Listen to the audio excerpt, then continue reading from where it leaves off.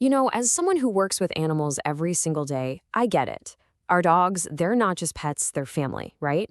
We celebrate all their wins and we feel their heartbreaks just as deeply. And honestly, there are few things more heartbreaking than running into reproductive problems when you've poured your heart and soul into your dogs. And this is a scenario that unfortunately is all too real for so many dedicated breeders and dog lovers. You feel like you've done everything by the book, the timing, the nutrition, all the care, and you're still met with just disappointment and confusion and loss. You immediately start asking yourself, what did I do wrong? What happened? It's just a deeply, deeply upsetting experience. And a lot of the time, the real cause is a silent, invisible threat. Well, in the next few minutes, we're going to shed some light on that very threat. We're going to get you the clear answers you've been looking for to help protect your dogs. All right, so let's dive right in. We're going to talk about a disease called canine brucellosis. It's a really serious condition that hits a dog's ability to reproduce right where it hurts, and it can even have consequences for us, the people who love and care for them. So, at its most basic level, we're talking about a bacterial infection. And this one, it goes straight for the reproductive system, the very system that's responsible for bringing new life into the world. You can see why it's so devastating in a breeding program, or even for a family just hoping for a litter of puppies from their beloved pet. And this is what makes brucellosis so tricky. It doesn't exactly send up a flare. I mean, a dog can look perfectly healthy on the outside, happy, full of energy, all while carrying and spreading this bacteria. And that's exactly why it can just creep through a kennel so quietly. Okay, so understanding how this bacteria actually moves from one dog to another, well, that's absolutely step one in putting up a strong defense. The key thing here is contact, specifically contact with infected body fluids. The key thing to know here is that it can spread in a few different ways. The biggest one, contact with birth fluids. We're talking about things like the placenta or discharge after an abortion, or even after a birth that seemed totally normal. And dogs, they lick, they sniff, and that's how the bacteria gets in. It's also a venereal disease, so it can be passed during mating. And just tragically, an infected mom can pass it right to our pups while they're still in the womb or through her milk. All right, so this next part is really important. Because we live so closely with our dogs, right? They're in our homes, on our laps. Their health is our health. And canine brucellosis is what we call a zoonotic disease. And that just means it can jump from animals to people. And what's really insidious about this is how different it can look in dogs compared to people. In dogs, the signs are often related to reproduction, or maybe their back or eyes. But in people, the symptoms are way more vague. I mean, they look a lot like a bad case of the flu that just won't quit, fevers that come and go, body aches, and just feeling wiped out all the time.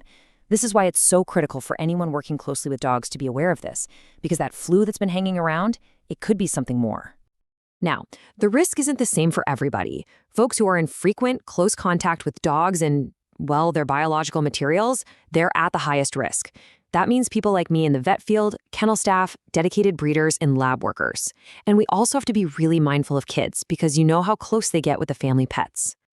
Okay, so knowledge is power, right? As a dog owner, you are on the front lines. You're the one who sees your dog every day. And knowing what to look for, even the subtle stuff, can make a world of difference. So as you can see, the signs can be all over the place. The most classic sign you'll see in a female dog is a late-term abortion, usually in that last third of the pregnancy. You might also see a litter where some pups are stillborn, or they're just born really weak and don't make it. In male dogs, the classic sign is a swollen testicle. But sometimes the only clue is much more subtle. Maybe your dog suddenly doesn't want to jump or play anymore. That could be a sign of the back pain that comes with this. So if you see any of these signs, the very next step is a call to your vet. And it's really important to know that we can't diagnose this just by looking at a dog, especially since so many infected animals don't show any signs at all. We have to rely on very specific lab tests. And this is a really crucial point. Just because a dog looks healthy during a physical exam, that does not mean they're in the clear. Because this bacteria is so good at hiding, we almost always need a combination of tests to be absolutely sure. So your vet is probably going to start with a blood test. That's where we look for antibodies, the little soldiers the immune system sends out to fight the infection. If that test raises a red flag, the next step might be what's called a bacterial culture. That's the gold standard where we actually try to grow the bacteria from a sample. And very often, we'll need to do repeat testing to confirm a dog's status. This is especially true before you bring a new dog into your home or kennel. So what happens if a dog actually tests positive? This is where our whole mindset has to shift. We move from trying to cure the disease to managing it, and most importantly, preventing it from spreading. Unfortunately, a real cure for brucellosis in dogs is incredibly difficult. We have antibiotics that can knock the bacteria down, but getting rid of it completely is really, really tough, and relapses are common. So our main goal changes. It becomes all about preventing the spread to other dogs and, of course, to people. And this quote, this really says it all. We have to be proactive. We have to get out ahead of this disease. Because that old saying, an ounce of prevention is worth a pound of cure, well, in this case, it's absolutely true, because a reliable cure just isn't really an option. Okay, so let's walk through what a really solid safety plan looks like. Think of this as building a firewall around your dogs. First, every single new dog, doesn't matter if it's for breeding or just a new family member, has to be tested before they ever meet your other dogs. Then, you need to keep them separate, isolated for at least a month. And at the end of that month, you retest. Only after you have 2 negative tests should they join the group. For anyone running an active kennel, testing annually is a must. And always, always test both dogs before any breeding. Note, for a family pet, a beloved dog that tests positive, the single best thing you can do to protect your family and any other pets is to have them spayed or neutered. See, the bacteria loves to hang out in the reproductive organs, so by removing them, you're taking away its primary hideout, and that dramatically cuts down on the amount of bacteria they can shed into the environment. Look, if you only remember one single thing from our chat today, please let it be this. This simple rule: it's everything. It is the most powerful tool you have to protect your animals and to protect your family. So, I'm going to leave you with this question to think about.